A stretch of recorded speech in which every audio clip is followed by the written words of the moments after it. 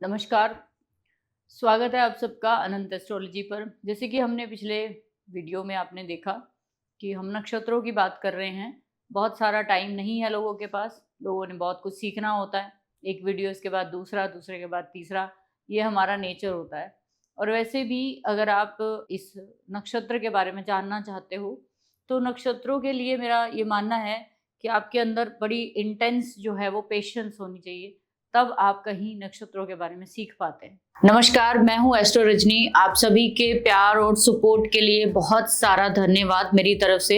एक छोटी सी इन्फॉर्मेशन आप सभी के लिए है। आप लोगों ने जैसे हर बार हर वीडियो में बहुत सारे कमेंट, बहुत सारी चीजें मुझे जो है सुझाव के रूप में दी और मैंने हमेशा उसको आजमाया है। तो हम लोग जो है एक आप लोगों के लिए इम्पोर्टेंट चीज ला रहे हैं जो कि शुरू हो चुकी है ऑलमोस्ट, कि हर वीक जो है एक फुल डे वर्कशॉप्स जो है हमारी आएंगी, जिसमें आप वन डे में बहुत बड़े बड़े सब्जेक्ट यानी कि 10 दिन का जो कंटेंट है वो एक दिन में सीख सकते हैं। ये एक मेरी बहुत बड़ा जो मन था कि आप लोगों का जिनका बहुत ज्यादा टाइम नहीं होता जिनके पास सीखने के लिए, वो एक वन डे वर्कशॉप जो है वो ज्वाइन करके अपने लिए बहुत सारी चीजें जो है वो सीख सकते हैं। तो आप लोग अगर चाहें तो उसको ज्वाइन कर सकते हैं, जो शुरू हो चुकी है। हर संडे ये रहती है 12 से 4, या फिर जैसे भी थोड़ा वो टाइम जो है हम ऊपर नीचे चेंज करते हैं। दूसरी चीज कि हम लोग एलीट मेंबरशिप जो है नेक्स्ट मंथ ओपन करने जा रहे हैं। जो लोग भी मेरे साथ इंटर्नशिप करना चाहते हैं, ज्योतिष को पर्टिकुलर 0 से हीरो तक सीखना चाहते हैं, अपनी प्रेडिक्शन को बिल्कुल एक्यूरेट करना चाहते हैं, वो इसको ज्वाइन कर सकते हैं। सारी इंफॉर्मेशन आपको नीचे डिस्क्रिप्शन में मिल जाएगी। सेकंड चीज कि आप लोग जितने लोग भी रिकॉर्डेड कोर्स जो है अब हमारी एप्लीकेशन है वहां से ले पाएंगे, जिसका लिंक भी आपको हमेशा हर वीडियो के नीचे मिलेगा।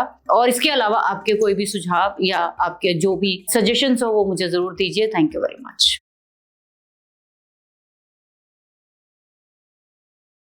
आज जिस नक्षत्र पे हम बात करने वाले हैं वो है अश्लेषा नक्षत्र। तो जैसे हर 9 ग्रह जो हमारे होते हैं, जिसमें 2 छाया ग्रह हैं और बाकी जो ग्रह हैं जिसमें 2 सूर्य और चंद्रमा जो है, इनको हम एक तरह से वो ग्रह कहते हैं कि जिनका काम सिर्फ हमारी जिंदगी में भलाई करना है, हमारे लिए कुछ ना कुछ चीजें प्रोड्यूस करके देना है किसी भी फॉर्मेट में, चाहे गुस्से से दे चाहे प्यार से दे। बट बाकी कुछ ग्रहों की बातें ऐसी होती हैं जो कि आपके कहीं ना कहीं कर्मों के हिसाब से आपको चीजें उसी समय आपको फॉरवर्ड कर देते हैं। अश्लेषा का जो लॉर्ड है वो बुध है। सो बुध जो होता है वो बेसिकली क्या होता है कि ज्ञान है, आपकी जुबान है, आपकी स्किन है, और दूसरा बुध जो है वो आपकी वाणी है। अश्लेषा वालों के लिए ये 4 अगर चीजें भी आप समझ गए कि वाणी, बुद्धि और आपका व्यापार, साथ साथ आपकी सेहत में अगर बात करें तो नर्वस सिस्टम और आपकी स्किन, ये 5 चीज़ों को ये मेजर आप लेकर चलिए। कई बार हमें पता नहीं चलता कि हमें ये बीमारी किस लिए हो रही है, ये बंदा हमें क्यों परेशान कर रहा है। तो बुध क्योंकि आपके कजन्स को, आपके फ्रेंड्स को, आपके रिश्तेदारों को भी शो करता है, तो इसलिए भी ये बहुत इंपॉर्टेंट ग्रह हो जाता है। अब बात करेंगे कि अश्लेषा नक्षत्र की कुछ चीजों के बारे में बात कर लेते हैं कि ये नक्षत्र देवता जिसका मेन जो काम है, मेन जो अर्थ है, वो है कि सांप जो होता है ना, ऐसे कुंडली मार के जो बैठा होता है, ये जो होता है ये अश्लेषा है। अब आप यहाँ पे अगर समझेंगे कि इसका प्रतीक जो बताया गया है ना, वो नाग बताए गए हैं, सांपों के। अब सांप क्या होते हैं? सांप से जुड़े हुए जितने भी रेप्टाइल्स या जमीन के अंदर रहने वाले जितने भी रेंगने वाले, जमीन के अंदर रेंगने वाले जानवर जो होते हैं, वो सभी आप ले लो, जो कि लंबे टेल टाइप, जिनकी टेल होती है, स्पेशली टेल वाले जानवर। उसके बाद इसका स्वामी जो है वो बुध है और इसके देवता जो है वो नाग ही माने जाते हैं। नागों में सबसे बड़े नाग जो है वो है हमारे शेष नाग, जिसके ऊपर भगवान विष्णु जी लेटे हुए हैं। उसके बाद गण की बात करेंगे। गण यानी कि ये व्यक्ति का स्वभाव कैसा है, तो राक्षस गण के ये नक्षत्र है। इसकी योनि जो बताई गई है वो बिल्ली की बताई गई है। तत्व जो बताया गया है वो जल है, यानी कि जो सांप होते हैं वो ज्यादातर पानी के अंदर होते हैं। ये जो पानी है वो इमोशंस को भी दर्शाता है। जब भी पानी की बात आएगी तो इमोशंस भी आएंगे। ये इसकी भी प्रकृति तीक्ष्ण है। ये जो मैं सीरीज बना रही हूँ ये तीक्ष्ण नक्षत्रों के ऊपर बना रही हूँ। तीक्ष्ण नक्षत्रों में ये दूसरा नक्षत्र है जिसमें कोई भी शुभ कार्य अवॉइड करने को कहा जाता है। क्यों कहा जाता है उसकी बात कर रहे हैं हम लोग। तो ये आता है हमारे कर्क राशि के अंदर और इसकी शक्ति क्या है? विष है, जहर है। क्योंकि सांपों के पास क्या होता है? जहर होता है। लेकिन अगर आप जरा इस वीडियो के बाद सांपों के बारे में ना पूरी जानकारी लीजिए। अगर आपका जन्म का नक्षत्र अश्लेषा है, आपका शनि का नक्षत्र अश्लेषा है, तो आप ना पूरी जानकारी सांपों के बारे में ले लीजिए।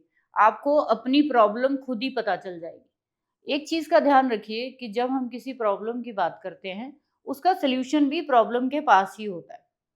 हम क्या कहते हैं कि अश्लेषा में अगर कोई ग्रह चला गया तो वो जहरीला हो जाएगा। जहरीला क्यों हो जाएगा? क्योंकि वो सांपों का नक्षत्र है, वो सीक्रेट हो जाएगा। क्यों? क्योंकि सांप सीक्रेटली बाम्बी के अंदर, जमीन के अंदर रहते हैं। ठीक। और दूसरा, अगर आप इसकी प्रकृति को देखेंगे तो कहते हैं कि बिल्ली जो है वो इसका योनि बताई गई है। ऐसे लोगों की जो हाइट होगी, जैसे आपका लगन अगर अश्लेषा में है तो हाइट थोड़ी कम होती है। दूसरी, कहा जाता है जैसे बिल्ली के चलते हुए आवाज नहीं आती है कभी भी। बिल्ली जो है वो चुपचाप, जब उसने शिकार करना होता चूहे का तो वो एक भनक भी नहीं लगने देती और वो झपट्टा मार के उस चीज को ले लेती। ये सारी चीजें आपके अंदर ये हिंट देता है। ये सब चीजें जो बताई गई हैं यहाँ पर, ये सारे हिंट है जो आपके अंदर दिखाई देंगे, आपके उस प्लैनेट के अंदर दिखाई देंगे जो भी अश्लेषा में चला गया। इसके बाद जो ये आपका जो भी नक्षत्र है उसके डिग्री के हिसाब से वो अपने अपने नवांश में जाएगा, ये ध्यान रखिए। उसके बाद अगर हम इसकी बात करें कि शक्ति क्या है, स्वभाव क्या है, तो ऑब्जर्वेशन, इंट्यूजन बहुत हाई होता है। कोई भी गलत काम होना होगा। पहली बात तो कोई भी ग्रह अश्लेषा में गया अगर, स्पेशली अगर चंद्रमा गया, तो ऐसे लोगों को ये लोग कभी किसी को कुछ नहीं कहते। इसके लिए आपको बुध की प्लेसमेंट बहुत जरूरी देखनी पड़ेगी। अगर आपके बुध, मान लीजिए अश्लेषा के लॉर्ड जो है वो बुध है, अगर बुध आपके चार्ट में कंबस्ट है, ठीक है, या नीच के हैं, डेबिलेटेड हो गए, नीच के हो गए, उसके बाद अगर ये किसी तरीके से रेट्रो हो गए, ये बाधकेश बन गए, तो अब ये बुध आपका ज्ञान, आपकी जुबान, आपकी नॉलेज आप पे भारी पड़ जाएगी। ये इसका मतलब है। तो बुध की प्लेसमेंट एक्चुअल में अश्लेषा का रिजल्ट बताएगी। बट कोई भी ग्रह बुध तक पहुंचने से पहले आपको उसका नेचर प्लैनेट का देखना है। जैसे शनि अश्लेषा में है तो आपके शनि बिहेव कर रहे हैं अश्लेषा की तरह, यानी कि वो रेंगने वाले जानवरों से जुड़ा हुआ हो सकता है, उसके देवता नाग है, यानी शनि आपको परेशान कर रहे हैं, तो आपको किसकी पूजा करनी है? नाग देवताओं की, शेष नाग की आपको पूजा करनी है। जो पंचमी आती है हर महीने, नाग पंचमी स्पेशली आती है, उस दिन आपको उनको सांपों को दूध या फिर आप किसी भी तरीके से सांपों के जो जहाँ पे भी रहने की जगह है वहां पे कुछ उनके खाने की चीजें रखवा सकते हो। नहीं है तो आप नैसर्गिक ही भगवान शिव के गले में जो है सबसे ज्यादा ये पाए जाते हैं सर्प, तो आप भगवान शिव के आगे जाकर उनके गलों में जो माला है वो सर्पों की, उनको आप प्रणाम कर सकते हो। आप जब दूध चढ़ाते हो भगवान शिव पे तो वो नागों के ऊपर भी चढ़ता है एक तरह से, इसीलिए नागों की पूजा बहुत ज़रूरी हो जाती है। आपको बहुत अच्छी एक मैं बताती हूँ एक्सपीरियंस कि हमारे एक क्लाइंट थे, उनका चंद्रमा अश्लेषा में है, तो उनके घर में चंद्रमा क्या होता है? घर होता है, ठीक है। उनके घर में बार बार सांपों का आना होता था। वो कहते थे कि हमारा जब से ये घर बना है, जब से पुश्तैनी घर है, उसके घर में अंदर आके सांप उनके बेड के नीचे सो के खुद ही चले जाते। कभी भी इतने सालों में वो कहते हैं कि हमें डर नहीं लगा। सांप उनके घर के आसपास मंडराते ही मंडराते हैं। तो आप इनसे बच नहीं सकते। अगर चंद्रमा आपके घर के आसपास, सांप जो है अपने अंडे देता ही देता है, आपके घर के आसपास सांप की बांबी मिलेगी ही मिलेगी। आपके घर में कोई ना कोई जो पैटर्न्स होंगे चीजों के, जैसे पर्दे में है तो लहरेदार ऐसे पैटर्न होंगे सांप जैसे, आपके ज्यादा लाइनिंग वाली चीजें होंगी घर में, तो ये अपनी उपस्थिति ये नक्षत्र जो है वो दिलाते ही दिलाते हैं, तो वो हम पहचान सकते हैं। दूसरी चीज कि हम अगर इसकी मेन चीजों की बात करें तो ऐसे लोगों को इंटरेस्ट होता है ऑकल्ट में, प्रोटेक्टिव और पोजेसिव नेचर होता है कि अगर किसी के साथ जुड़ गए, अगर किसी को भाई मान लिया, किसी को माँ मान लिया, पत्नी मान लिया, किसी को कुछ भी मान लिया, तो ये उस बंदे के लिए जान भी हाजिर कर सकते हैं और अपने आप को ये पूरा का पूरा उसके अंदर जो है वो झोंक देते हैं, उसके अंदर अपनी पावर को। इसके अंदर बहुत बड़ी ट्रांसफॉर्मेशन आती है जब भी बुध की दशा चलेगी। जितने भी आपके नक्षत्र, कोई भी आपका नक्षत्र अगर अश्लेषा में है तो बुध की दशा आपके लिए जीवन में वो दशा है कि आप शायद जिंदगी में जिस चीज के बारे में आपने नहीं सोचा था वो सब चीजें आपके साथ उस समय पर घटित होती हैं। ऐसे लोगों को कहा जाता है कि शेडो में, सस्पेंशन में सस्पिशियस नेचर होना, manipulation, shadow, jealousy, emotional intensity, ये सब नेगेटिव फीचर भी दिख जाएंगे अगर बुध खराब हुआ तो। जब मैं हमेशा बोलती हूँ कि बुध की स्थिति या किसी ग्रह नक्षत्र की स्थिति ये रिजल्ट है, ठीक है, ये रिजल्ट है। ये क्या है? जो नक्षत्र है ये नेचर है, ये रिजल्ट है। हम इस नेचर के विद रिस्पेक्ट एक्शन करते हैं और उसका रिजल्ट कौन देगा? वो बुध देगा आपके चार्ट में। तो इस तरीके से आप देखेंगे, अगर सूर्य आ गया है तो आपके leadership, secrecy, strategy, ego control करना जरूरी है। चंद्रमा अगर अश्लेषा में है तो sensitive, intuitive mind, emotion, attachment, mood fluctuation यानी कि इमोशनल अनबैलेंस हो सकता है। बुध अगर अश्लेषा में है तो आपकी कम्युनिकेशन एक्स्ट्रा ऑर्डिनरी हो जाएगी। बुध के बाद शुक्र है तो रिलेशनशिप आपकी प्रैक्टिकल ज्यादा चलेगी, आप उसमें हो सकता है बचपना कर जाओ। जब भी अश्लेषा में आपके शुक्र चले जाते हैं तो आपके जो रिश्ते होते हैं वो हो सकता है ऐसे मजाकबाजी में बन जाए या फिर ऐसे आप सीरियस ही ना कभी उसमें हो, ऐसा भी कहा जाता है। तो वहां पे आपको ध्यान रखना चाहिए। मंगल अगर अश्लेषा में है तो ऐसे लोगों के अंदर strategic action, conflict, sharp response और इम्पल्सिवनेस से बचना चाहिए अगर आपका है तो। अगर गुरु आपका अश्लेषा में है तो deep knowledge, occult, philosophy, psychological understanding जो है वो बहुत ज्यादा बढ़ जाती है। Extra ordinary knowledge, extra ordinary teacher, extra ordinary जो है इनकी एक्सप्रेस करने की चीजें जो है हो जाती।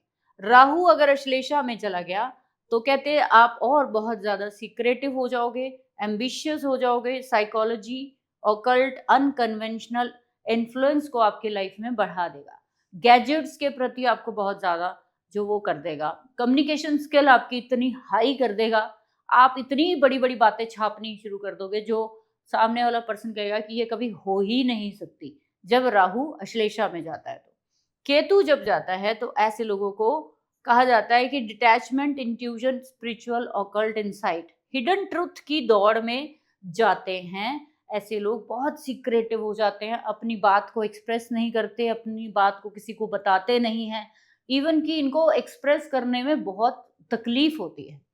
दूसरा चीज कि अगर शनि है, शनि हमेशा ऐसे लोगों के ऊपर, जब शनि अश्लेषा में है तो इमोशनल और आपके करियर का बर्डन आपके ऊपर बहुत ज्यादा होता है। हो सकता है कि जब अश्लेषा में शनि जाते हैं तो आप बहुत सारे लोगों के करियर सेटल करके देते हो, बट जब आपकी दशा ये चलेगी और अगर ये बुध अच्छी स्थिति में ना हुआ तो आपका करियर अपना जो है वो इतना अनस्टेबल हो जाएगा कि आप सोच नहीं सकते। उस समय ध्यान देने की जरूरत होती है। तो शनि में जब जाता है तो मैच्योरिटी, पेशेंस, एंड्योरेंस और लॉन्ग टर्म स्ट्रेटेजिक थिंकिंग के साथ आगे बढ़िए। ये बहुत छोटी छोटी लाइनें हैं जो आपके लिए मैंने लिखी हैं, लेकिन ये बहुत यूटिलाइज करने वाली हैं अपनी लाइफ में। अगर आपको ये प्लैनेट में अश्लेषा है तो बहुत ध्यान से चलना चाहिए। आगे बात करते हैं कि अगर आपका शनि या चंद्रमा या आपके जो गुड नक्षत्रास जो होते हैं, जो मैंने आपको बता रखे हैं, कौन कौन से होते हैं? आपका संपत तारा, क्षेमा तारा 6, 8 और 9, इवन जन्म तारा भी। अगर इनमें से कोई भी नक्षत्र का, इनमें से कोई भी नक्षत्र है, उसका नक्षत्र आगे, अगर उसका नक्षत्र, जैसे आपके संपत तारा जो है वो शनि बने और शनि जो है उसका नक्षत्र आगे अश्लेषा बन गया है, तो क्या काम करना चाहिए? पैसे कहाँ से आएंगे? फिलॉसफी से, मेडिसिन से, हीलिंग से, इन्वेस्टिगेशन के काम से, strategy, finance, taxation, astrology, intelligence, negotiation, crisis management से। तो ऐसे लोग क्राइसिस मैनेजमेंट करना बहुत अच्छा जानते हैं अश्लेषा वाले। प्रॉब्लम इनकी लाइफ में एक ही आती है, अगर बुध की स्थिति खराब हुई तो वो प्लैनेट का कहीं ना कहीं दिक्कत आएगी आएगी। ऐसे लोग एआई से भी कहीं ना कहीं बहुत अच्छा जुड़ते हैं, जैसे कि राहु का नक्षत्र अश्लेषा बन गया तो आर्टिफिशियल इंटेलिजेंस में बहुत अच्छा काम करते हैं। हमेशा जो नक्षत्र का फल जो है वो सिर्फ इस तरीके से नहीं वो होता। स्पेशली आपको दशा देखनी है, फिर उसके बाद भाव देखना है, फिर उसके बाद दृष्टि देखनी है, युति भी देखनी है और नवांश भी देखना है। तो ये आपके बुध नवांश में भी देखे जाएंगे, युति में किसके साथ है वो देखे जाएंगे, ये किसका बना है उसका क्या मतलब है उसको भी देखा जाएगा। जैसे मैंने आपको बताया कि शनि का बना है अगर अश्लेषा, तो करियर हो गया, कर्म हो गया, उसमें अश्लेषा का रोल ऐड कर दीजिए, ये सारी चीजें ऐड कर दीजिए। पूजा किसकी करनी है? नागों की करनी है। आप हमेशा जीवन में कभी नाग मत मारिए, सर्प या रेंगने वाले जितने भी जानवर आपके घर में अगर निकलते हैं तो उनको मत मारिए, उनको उठा के कहीं बाहर छोड़ाइए। उनके खाने का छोटा मोटा अरेंजमेंट आप कर दीजिए, जैसे वो हम आटा, चीनी, चावल जो मिला के हम लोग सूजी और पंचमेवा मिला के जो एक पाउडर बनाते हैं वो आप इनको बाहर डाल दीजिए। तो जितने कीड़े मकोड़े जो जमीन पे रेंगेंगे वो कहीं ना कहीं अश्लेषा से ही जुड़ते हैं जमीन के अंदर। तो पाताल तक नॉलेज होती है, अगर आपके अश्लेषा में कोई ग्रह है तो वो पाताल तक पहुंचने में जो कठिनाइयां हैं, वहाँ की रिसर्च तक पहुंचने में जो कठिनाइयां हैं, वो आपको पार पाके ही उसका फल मिलेगा। सो ये छोटा सा वीडियो आप लोगों के लिए है, बट ध्यान रखिए कि इसमें बहुत एक बड़ा असेंस है। मैंने जो बहुत सिंपली आपको बताया, इसके बारे में अगर मैं एक एक नक्षत्र के बारे में बोलने लगूँ तो मेरे लिए 24 घंटे भी कम है। ये इतना डीप जाएगा, हर साइन में अलग रिजल्ट देगा बुध, हर युति में अलग देगा, हर नवांश में अलग देगा। आपके लिए कौन से नवांश में है, आपके युति में बुध कहाँ पे है, क्या बादकेश है, मार्केश है। मान लीजिए कि पाइसेस वालों की बात करें तो बुध उनके लॉर्ड बनते हैं चौथे घर के, तो बुध जो है वो पाइसेस वालों के जैसे चौथे घर के और 7वें घर के लॉर्ड बनते हैं। ऐसे लोगों की बुध की दशा में प्रॉपर्टीज बिक भी सकती हैं, बन भी सकती है। आपका बुध अगर 7वें घर में बैठ गया, मार्केश भी बन गया, बादकेश भी बन गया, तो बुध आपके लिए बहुत बड़ी समस्या पैदा कर सकता है। आपको हमेशा ध्यान रखना चाहिए कि हम अपनी जो लैंग्वेज है, अपनी कमिटमेंट है, अपना प्रॉमिस जो बुध के थ्रू आप अपनी वाणी के थ्रू किसी के लिए करते हो, सोच समझ के करिए, दिमाग लगा के करिए। सिर्फ इमोशनल होके किसी के साथ हम बहक के कोई डिसीजन मत लीजिए। बहुत बार ऐसा होता है कि हम किसी के साथ बहुत ज़्यादा इमोशनल अटैच हो गए तो हम उसके लिए कुछ भी कर देते हैं, अपने नाम पे कर्जा भी ले देते हैं, अपने नाम पे सब कुछ करके दे देते हैं, बाद में आप ही फंस जाते हो। तो ये अलाउड ही नहीं है अश्लेषा में, तो क्योंकि ये शुभ नक्षत्रों में नहीं आता। So thank you very much. अगर आपको अच्छा लगा है और मुझे कमेंट सेक्शन में ज़रूर बताइए आपका कौन सा ग्रह अश्लेषा में है और वहाँ पे आपको कैसा फल मिल रहा है। Thank you.